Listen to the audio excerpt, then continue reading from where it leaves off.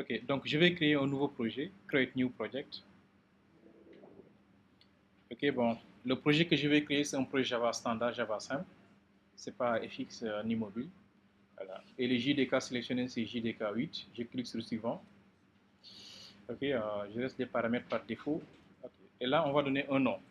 Le nom, on va l'appeler TP héritage.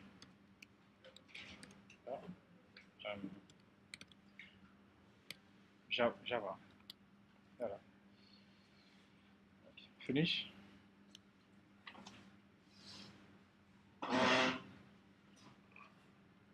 Ok. Et nous obtenons l'interface qui est là. Préférence, je vais essayer d'augmenter un peu la taille des écritures. Éditeur.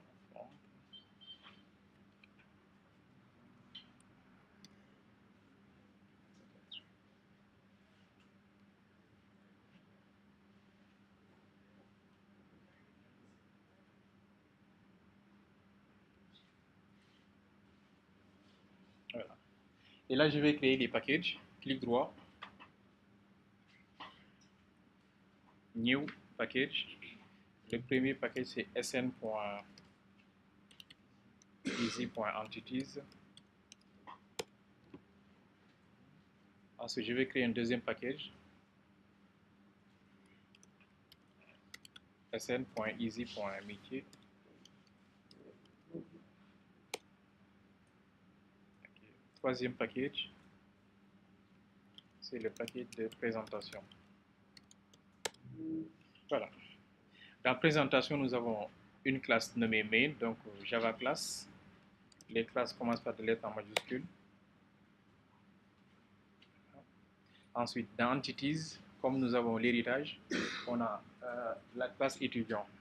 Et nous avons précisé qu'il y a deux étudiants, des étudiants du privé et étudiants du public. Donc, on définit les trois classes. Java class, c'est étudiant d'abord, qui est la super classe des autres classes. Ensuite, on définit la deuxième classe, qui est une sous-classe des étudiants, c'est-à-dire étudiants du privé. Étudiants du privé. Troisième classe, étudiants du public. Et enfin, chaque étudiant est originaire d'un pays.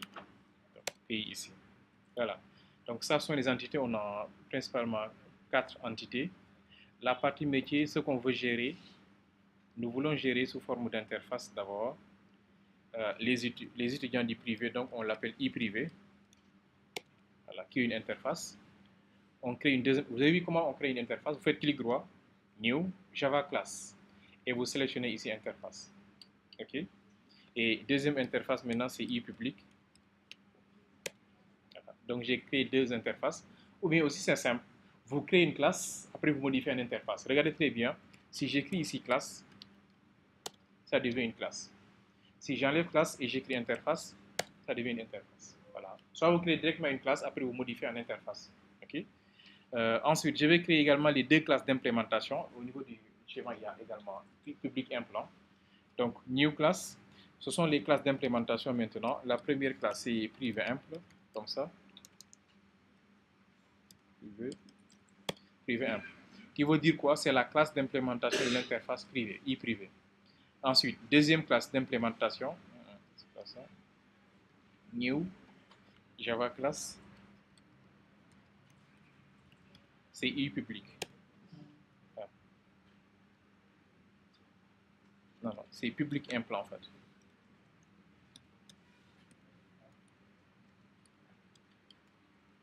Là.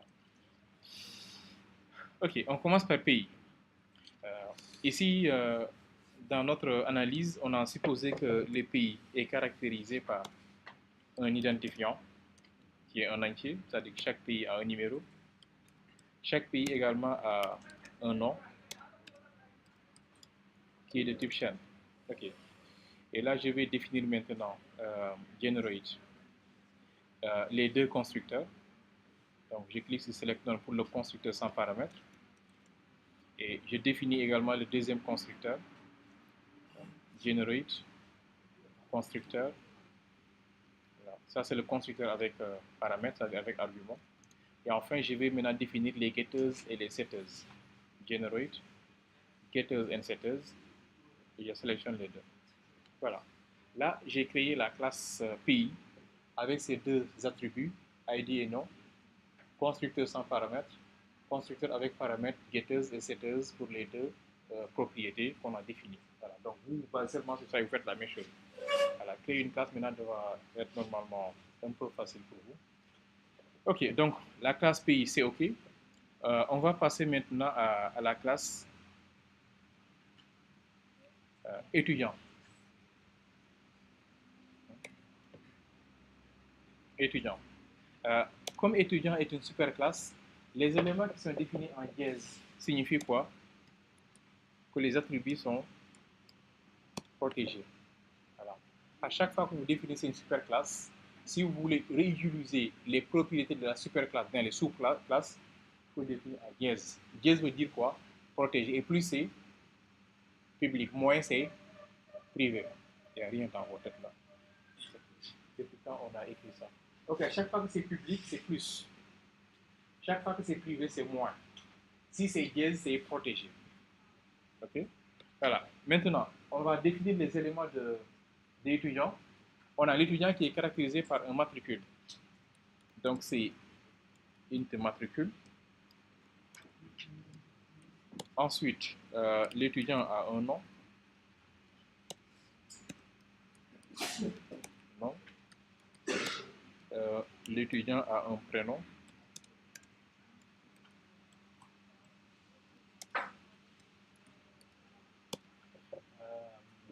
L'étudiant doit s'inscrire, c'est-à-dire les droits d'inscription.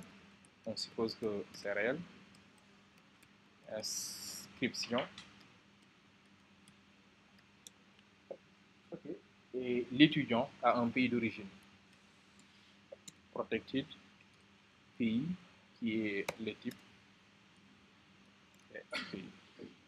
Voilà. Voilà, voici les éléments de l'étudiant. Ensuite, je vais maintenant générer les deux constructeurs sans paramètres. Voilà. Je vais pas besoin de ça. Ok, ça c'est le constructeur sans paramètres. Et je vais également définir le constructeur avec paramètres, c'est-à-dire avec argument. Constructeur. Et là, je vais sélectionner voilà, comme ça.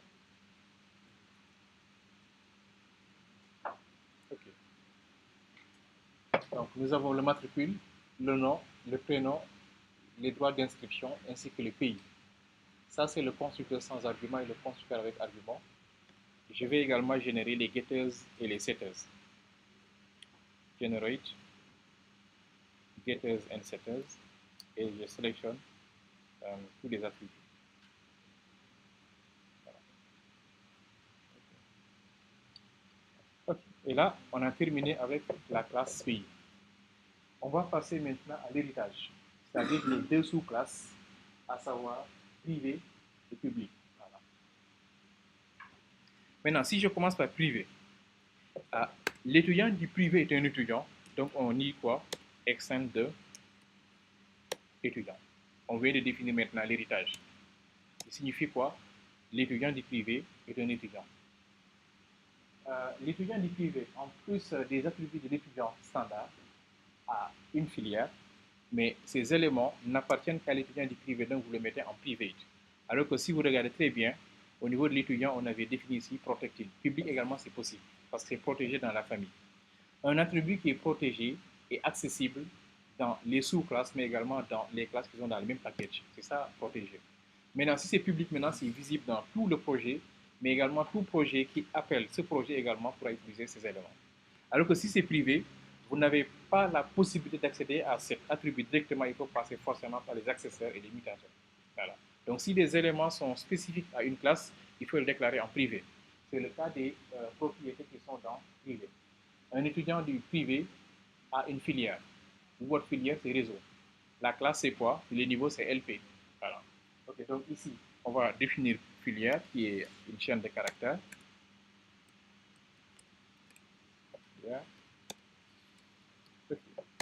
on définit également le niveau, c'est-à-dire vous, à votre niveau, c'est licence professionnelle. Okay. En plus de ça, maintenant, vous acquittez également de mensualité, parce que c'est du privé. Private, double mensualité. Voilà. Ok, je vais faire exactement comme ce que j'avais fait, c'est-à-dire j'ai défini les deux constructeurs, generate, constructeur, sans paramètres. Voilà. Vous avez vu ce qu'il m'a proposé. Lorsque je veux générer le constructeur, il me propose déjà ce constructeur. Je sélectionne. Ok, j'ai dit quoi? Je ne veux rien sélectionner. Il va écrire à l'intérieur là le constructeur de privé. Mais c'est à moi maintenant d'ajouter ça. Super. Pourquoi? Parce que on a vu tout à l'heure entre héritage entre constructeurs. Si ce constructeur est sans argument, ce constructeur sans argument doit hériter du constructeur sans argument de étudiant. Maintenant, je vais définir le constructeur avec argument, cette fois-ci de privé. Je fais le clic droit, Generate, constructeur. OK, bon, je sélectionne ça parce que voici le constructeur avec paramètres. OK, je vais sélectionner tous les éléments.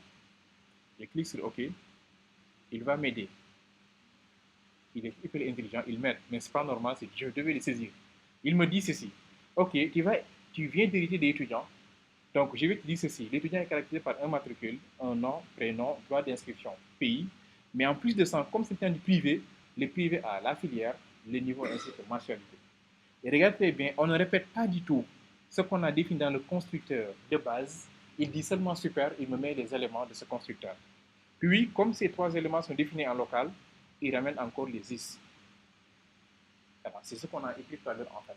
C'est-à-dire, vous mettez tous les éléments de l'étudiant d'abord, puis les éléments de l'étudiant privé, mais pour l'étudiant standard, vous n'avez pas besoin de répéter le code, parce que c'est déjà fait à ce niveau. Pas de répétition. Écrivez seulement super, c'est-à-dire classe de base, donne-moi ton constructeur avec paramètres. Il te met le code, et là maintenant tu ajoutes le code qui est spécifique à l'étudiant du privé.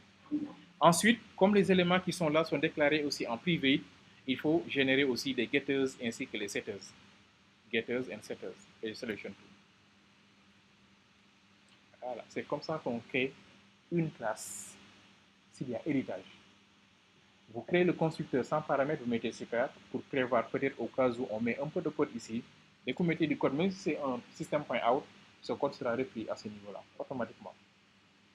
Ensuite, vous définissez maintenant le constructeur avec paramètres, à savoir l'ensemble des éléments qui caractérisent l'étudiant standard, simple, et vous ajoutez maintenant pour spécifier un peu votre type d'étudiant privé, la filière, le niveau ainsi que la mensualité. Voilà.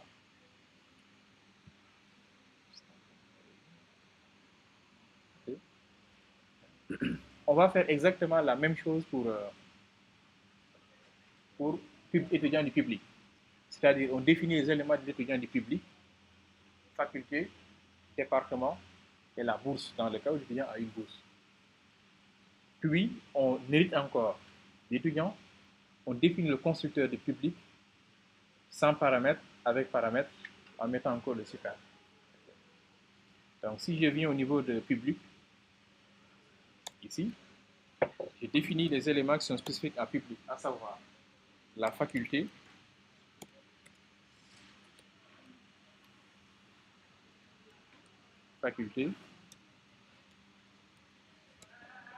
ensuite le département,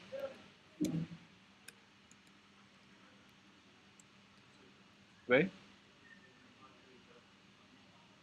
oui, effectivement, merci, le département, oui.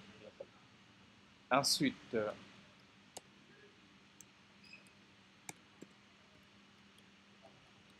la bourse. Ensuite, comme il l'a dit, on n'oublie surtout pas l'héritage. Étudiant. Hein? Ouais, département. Ok. Ensuite, on définit les deux constructeurs. Constructeur sans paramètres.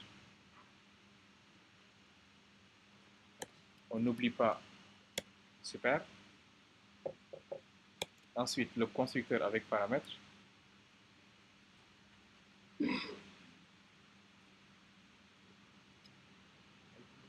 selection.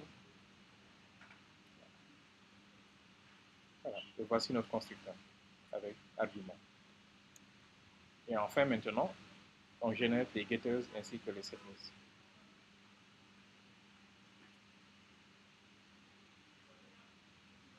Ok. Là, on a terminé avec les classes. Nous avons créé la classe pays. C'est bon. On a créé la classe étudiant, la classe privée ainsi que la classe publique. Avec ça, vous venez de voir maintenant comment définir l'héritage entre classes.